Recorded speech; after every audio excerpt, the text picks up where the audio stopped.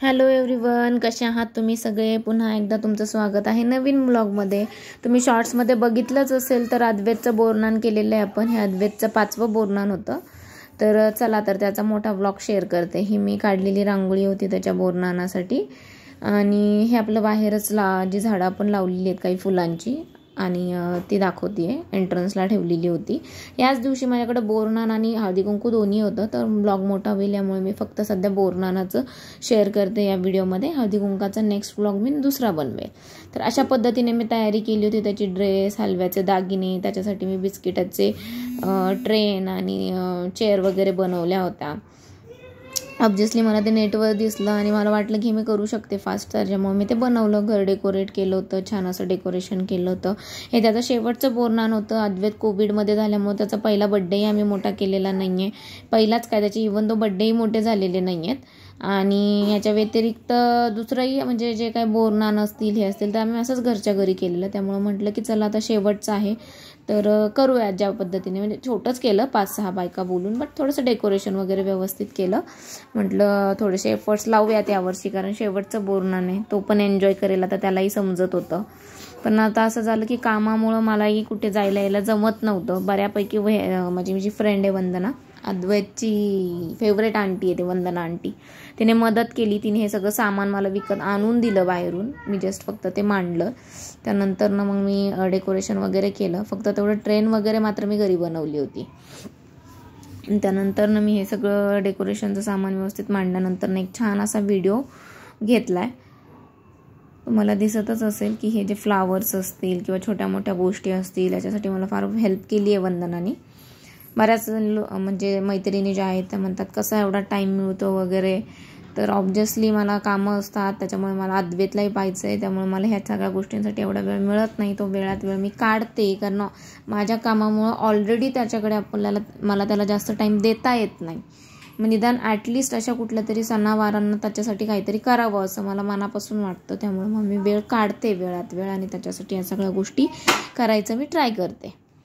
चला तर मग अशा पद्धतीने छान असा सेटअप लावून व्हिडिओ काढून झाल्यानंतर मग मी तो ड्रेस उचलला. त्यानंतर अद्वैतला तो घातला. त्याला मी ज्वेलरी वगैरे घालून प्रिपेअर करत होते. सुरुवातीला तो अजिबातही रेडी नव्हता त्या हलव्याचे दागिने घालण्यासाठी, पण त्याला व्यवस्थित सांगितल्यानंतर मग तो रेडी झाला आणि त्याने खुशी खुशी ते दागिने घातले. मला तर टेन्शन आलं होतं की आता तो घालतोय की नाही, आणि एवढा सगळा घाट तर घातलाय, मग आता कसं होईल. पण नंतर तो सेटल झाला.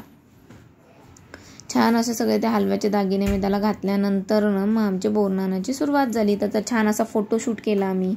आता हे जे बोरनान आहे ना, करीच्या मकर संक्रांतीची दुसरा दिवस जो आहे ना, करीचा दिवस, तेव्हापासून तर रथसप्तमीच्या काळापर्यंत घातले जाते बोरनान. तर हे 5 वर्षापर्यंतच्या मुलांना घातलं जातं. मुलांचं कौतुक सोहळा म्हणून आपण हे करतो.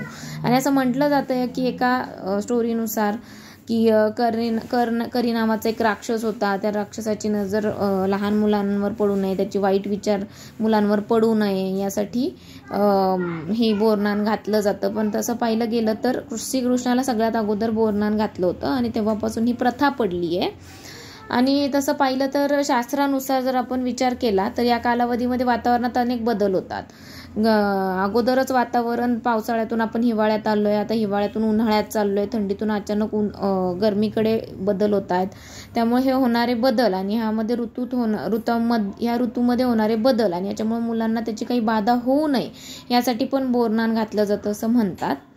आणि सगळ्यात महत्त्वाचं म्हणजे हे बोरनान घालत असताना याच्यातून मुलांना ह्या ऋतूतली सगळी फळं खाण्यासाठी मिळावीत, किंवा त्यानंतर त्याच्यात अजून आता हे अगोदर तर फक्त चुरमुरे वगैरे आणि फळं दिले जात होते जसं बोर वगैरे, गाजर, पण आता आपण त्यात चॉकलेट वगैरे पण टाकतो. तेवढंच मुलांना मजा म्हणून ही संधी दिली जाते.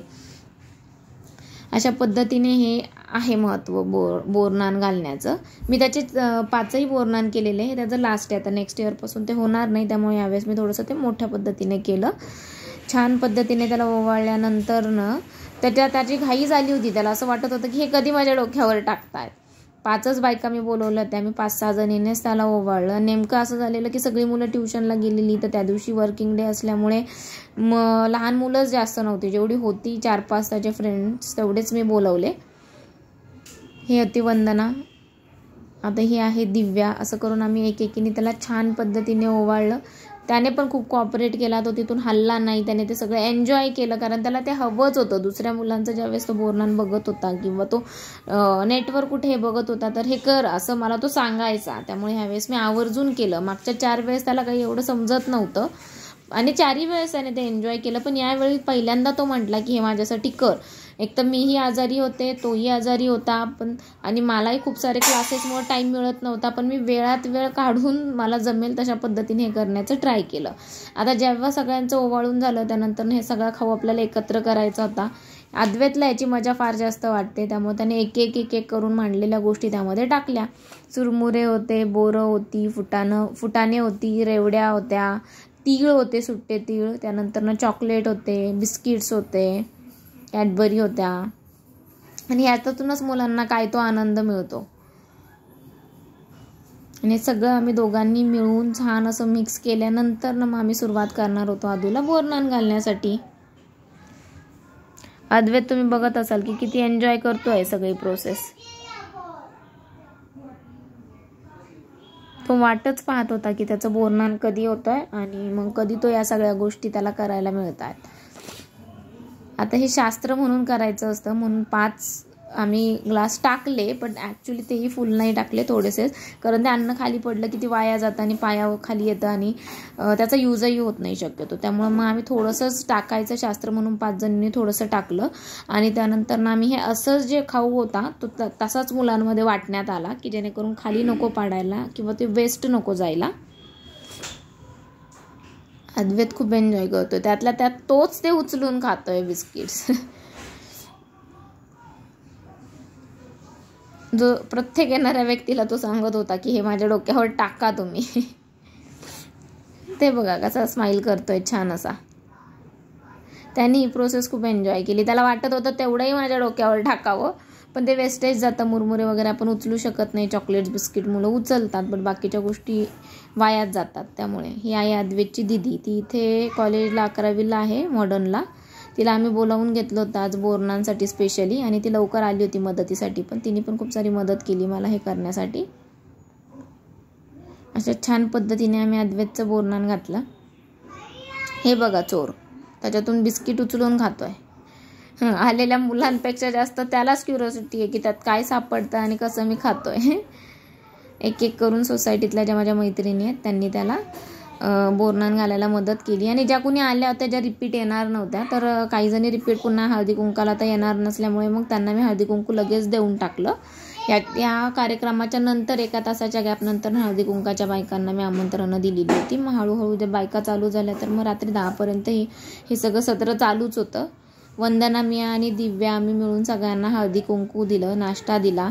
आता हळदी कुंकाचा ब्लॉग मी तुम्हाला परत टाकेलच, तर त्यावेळेस आपण डिटेलमध्ये बघूया की हळदी कुंकू कसं केलं, त्याचं डेकोरेशन कसं केलं. अद्वैतचा हा लुक तुम्हाला कसा वाटतोय ते मला नक्की कळवा. हा व्हिडिओ तुम्हाला कसा वाटला, यातली माहिती कशी वाटली तेही मला कळवा.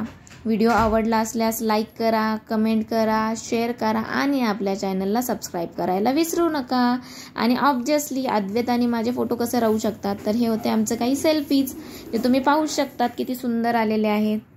अगोदर नाही म्हणणारा अद्वैत छान पद्धतीने कॉपरेट करून त्याने छान असे फोटो काढून दिले मला आणि अशा पद्धतीने अद्वैतचं लास्ट बोरनान पार पडलं.